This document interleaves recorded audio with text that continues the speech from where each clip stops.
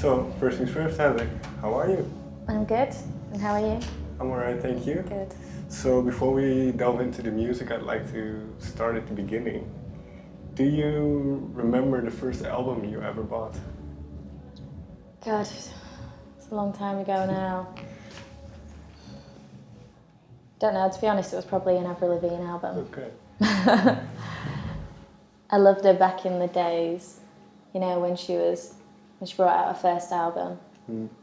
She was so cool then. What was it about her that struck you at that time? I don't know, well, I guess I was really young when she sort of, you know, was a pop star. And she just didn't really care. Or she didn't seem like she cared. And I admire that in people. Right. And am I right in saying that your dad was a musician? Yeah, well, he's not like a famous musician or anything, but he plays. But he's the one who kind of got you into making music, right? So yeah, pretty much. This Avril Lavigne, where on the timeline did that fit in? Did you play already? Did you play guitar already? Yeah, I think I did when I started listening to Avril Lavigne, because I played guitar when I was like really young. My dad was always around the house, you know, playing his acoustic, so he always encouraged me to, you know, pick it up as well, because he loved it so much, and well, he still does. And I guess, yeah, he was the one that sort of made me really love music. In that sense, and did you like it immediately?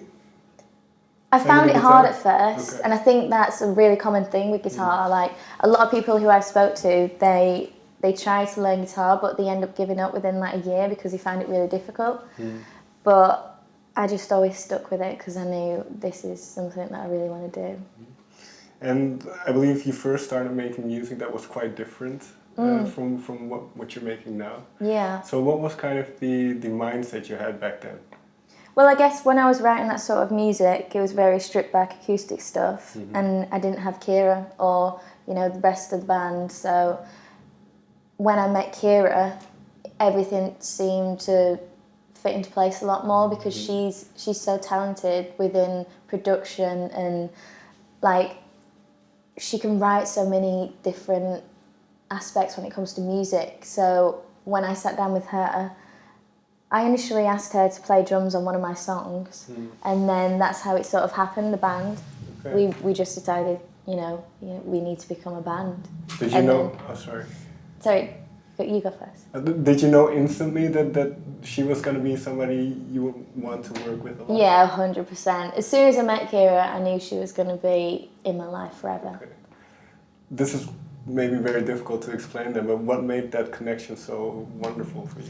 I don't actually know. Like, I find it hard to connect with people. So when I met Ciara, I don't know. Like, it was really mind blowing for me, because I could tell her anything within the first week. So, yeah. You know when you just really connect with some people. Yeah. And we just did. Like, within everything, within what we believed in, fashion, music. Everything, we just got along so well. So it clicked instantly. Yeah. Where did you start? Where did you go from there? Was it immediately the next week maybe that you started working together? Well, she played on a lot of my songs at the start, and we did like rehearsals, but we weren't like an official band as such. And then I guess a few months in to when we first met, we started considering being a band. And we never wanted to be a two-piece or a duo, because it didn't feel right. We always, like, we loved bands, and we was either not going to be a band or be a band, basically. Right. So we needed to find other members, and then when we found Hugo and Charlie, that's when everything just fell into place. In this time, what was the ambition? Did you have visions of rock stadiums, or what was the vision in a way? Well, we're really ambitious. Like, we strive for the best, and you know, we're not really afraid to say it. We want world domination. So yeah, I guess from the start we always knew that you know, we would go somewhere because we're so hardworking, and hopefully if people took to us, which they have so far, then I guess we're gonna be. In that sense, and this might sound a little bit weird, but what do you mean by world domination? We just want to be everywhere. We want as many people to listen to our music as we can possibly get. Just throw Pale Wave CDs at them. Listen to this now. So can I assume then that because well you have been received quite well, and you've been part of the BBC Sound of 2018. So that buzz around you, do you enjoy it? Yeah, I love it. Especially because like this band is all I have, and music is all I have. So when people really sort of appreciate it and pay attention to it, and say that they really believe in you, then there's nothing more that you could ask for, really. So in terms of songwriting then, because having that confidence from people, what does that tell you about your songwriting? It just encourages you. It makes you believe in yourself a lot more, because I tend to doubt myself a lot, and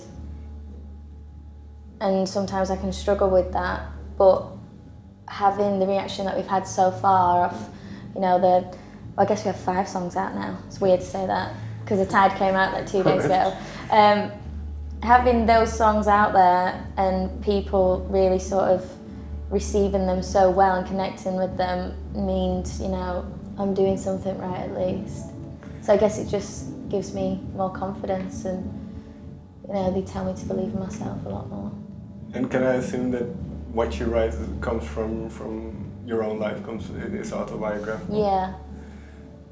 Especially because you say you don't connect to people that quickly. So what was it like to kind of bare your soul in that way? I guess well, writing music or, you know, making any sort of art can be very vulnerable and revealing. Right. Because you basically just put in, you know, your diary or all your feelings on show to everyone, for everyone to just come in and listen to and dissect. So you do feel very vulnerable, but at the same time there's a sort of release within that. It makes me feel better that people can sort of hear what I'm trying to say, because a lot of the times I'm really not good with words, or I don't like having conversations that, you know, make me feel sad. So I tend to put it in a song, and then that's how I express myself. So that's where the title name comes from for the Other EP. things I never said, yeah. Are there things then that you wouldn't put on music or put in music? Are there things that you would? Well, at the start of Pale Waves, when I started writing as a songwriter for a band rather than myself, I tend to be a lot more reserved and, you know, hide behind metaphors a lot, rather than now, because of the confidence and the feedback that we've got off everyone. It's encouraged me to just kind of be myself, and, you know, I need to be honest with everyone now. And I hate when I listen to an artist and I don't believe them. That really drives me insane. So you can almost tell with people, can't you? And I need to know that they tell me the truth.